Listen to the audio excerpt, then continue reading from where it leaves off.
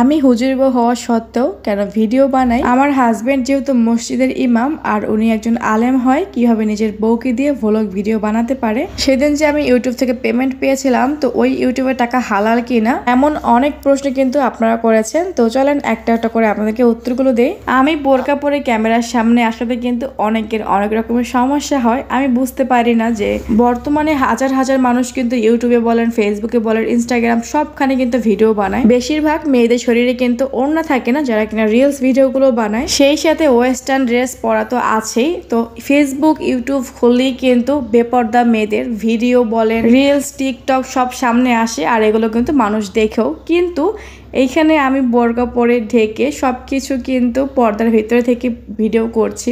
এখানেই কিন্তু অনেকের সমস্যা হচ্ছে। ভাই যারা হচ্ছে আপনারা ভিডিও দেখেন, যারা কিনা নগ্ন ড্রেসে থাকে, যারা কিনা বেপর্দা ভিডিও করছে, গায়ে ওড়না পর্যন্ত নেই, ওই ভিডিওগুলো আপনারা দেখতে পান, তাদের কমেন্টে কিন্তু আপনারা তাদের এই বাজে পোশাক আশাকের জন্য কিন্তু একটা কথাও বলেন না। এই যে আজকে আমি রেস্টুরেন্টে আসলাম, এখানে কিন্তু আমি বোরকা, নেকাব, হিজাব এগুলো পরে বের হয়েছে। এখানে কিন্তু আমাকে অসংখ্য ছেলে মানুষ, পুরুষরা দেখতেছে, তাদের সাথে কিন্তু আমরা দরকারে কথাও বলছি। তো এইখানে যদি আমি এইভাবে আসতে পারি, তাহলে ক্যামেরার সামনে আসতে আমার অপরাধটা কোথায়, এটাই আমি বুঝতে পারি না। আমার ভিডিওতে নেগেটিভ কমেন্ট খুবই কম আসে, পজিটিভ কমেন্ট আলহামদুলিল্লাহ অনেক বেশি। যারা কিনা ওয়েস্টার্ন ড্রেসে ভিডিও বানায়, তাদের দেখেন গিয়ে মিলিয়ন মিলিয়ন ভিউজ আসে। আর যারা কিনা একটু ঢেকে শালীনতা বজায় রেখে ভিডিও বানায়, তাদের ভিডিওতে ভিউজ যেমন কম আসে, তেমন আরো উল্টো কথা শুনতে হয়। মার্জিয়া মিমি, আপনারা হয়তো ওকে অনেকেই চিনেন, আমাদের বরিশালেরই মেয়ে। আগে খুব সুন্দর 3 পিস গাউন পরে ভিডিও করতো। তো যখন দেখে ভিডিওতে ভিউজ আসে না, তখন কিন্তু সে ওইসব ড্রেস বাদ দিয়ে এখন যে ধরনের ওয়েস্টার্ন ড্রেস পরে, তারপর থেকেই ওর এখন এত পরিমাণে সাবস্ক্রাইবার্স, ইউটিউবে প্রায় 3 মিলিয়ন সাবস্ক্রাইবার হতে যাচ্ছে, আর ফেসবুক পেজে আরো বেশি।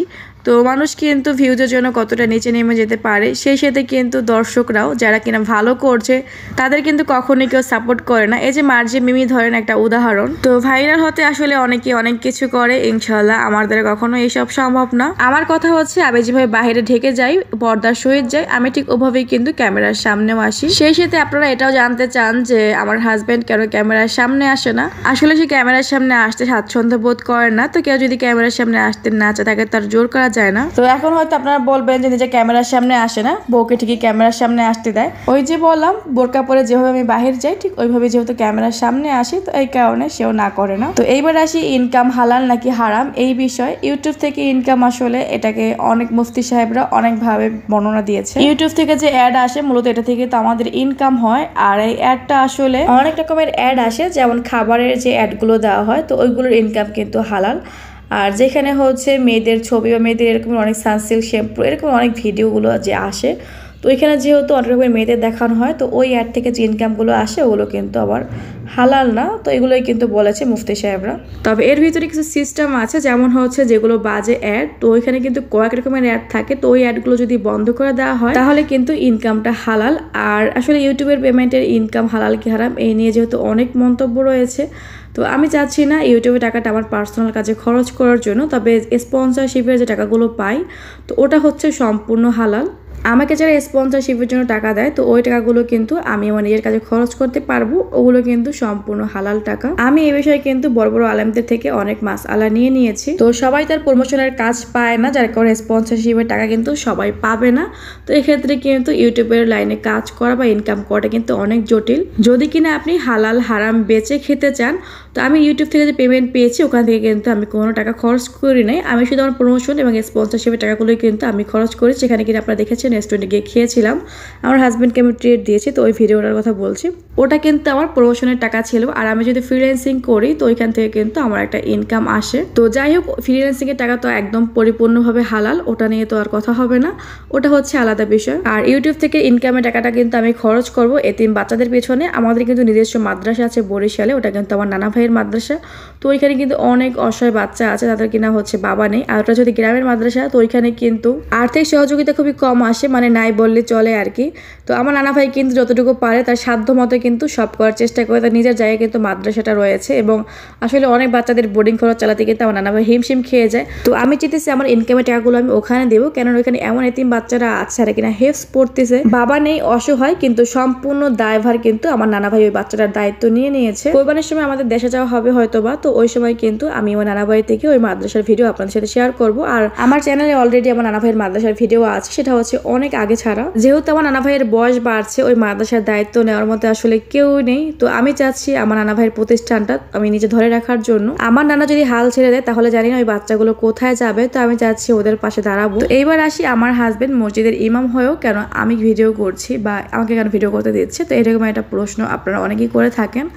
তো ভাই আমি একটা প্রশ্ন আপনাদেরকে করতে চাই, আমি কি কোথাও বলেছি যে আমার হাজবেন্ড মসজিদের ইমাম? হুজুর হলেই কি সবাই মসজিদের ইমাম বা মাদ্রাসার শিক্ষক হয়? এরকমের কোনো কথা নাই। কিন্তু আমি কিন্তু আজ পর্যন্ত কোথাও বলিনি যে আমার হাজবেন্ড কি করে বা তার পেশা কি। আপনারা কিন্তু আপনাদের মতো ভেবে নিয়েছেন আর সেই সাথে উল্টাপাল্টা আমাকেই কমেন্ট করে কথা শোনান। সে কিন্তু আসলে কোনো মসজিদের ইমাম না।